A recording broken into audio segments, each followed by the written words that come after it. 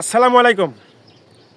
আপনারা যে যেখানেই আছেন সবাই যেন দোয়া শুভকামনা রইলো এবং আমার এই ভিডিওটা যে যেখান থেকে আপনারা দেখতেছেন সবার জন্য আমার অন্তর থেকে শুভকামনা রইলো। আশা করি ভিডিওটা কিন্তু দেখবেন। আর যে বিষয় নিয়ে কথা বলবো, নির্বাচন সুষ্ঠু হয়েছে না সুষ্ঠু হয় নাই এই বিষয় নিয়ে কথাই বলবই না। কারণ নির্বাচন তো হয়েছে, এটা আমার মানতে হবে। আর নির্বাচন হওয়ার কারণে ডক্টর ইউনূস যে বিদায় নেবে যে কোনো মুহূর্তে, এই কথা সত্য। সেই জন্য নির্বাচন সম্বন্ধে কোনো কথা বলবো না। কারণ নির্বাচন সম্বন্ধে কথা বললে অনেক কিছুই বলা যাবে। সুষ্ঠু হয় নাই এগুলা অনেক কথা বলা যাবে, এগুলা বলবো না।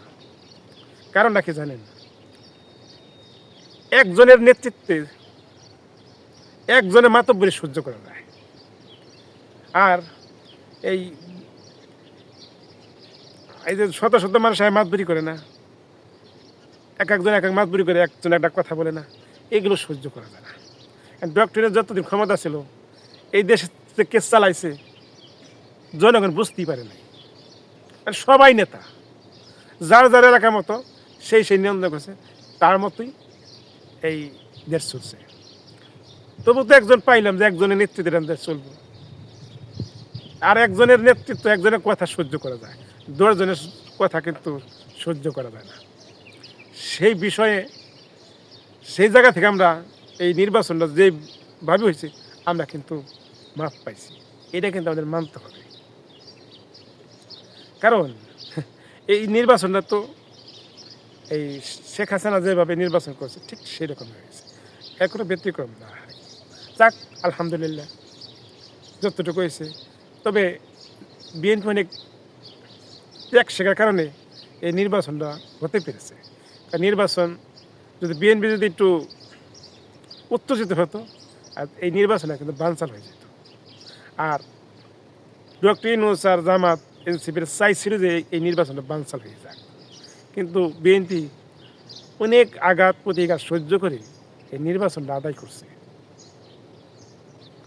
যদি এই যে সমস্ত এই ছোটো ছোটো বাচ্চা পোলাহান যে সমস্ত বিএনপি নেতাদের গালিগুলি দিচ্ছে, অসম্মানী করে কথা বলছে, তারা কখনো ওই মুখে সাধারণভাবে এটা প্রতিবাদ করছে, কিন্তু অ্যাকশনে জানে এদের মতো।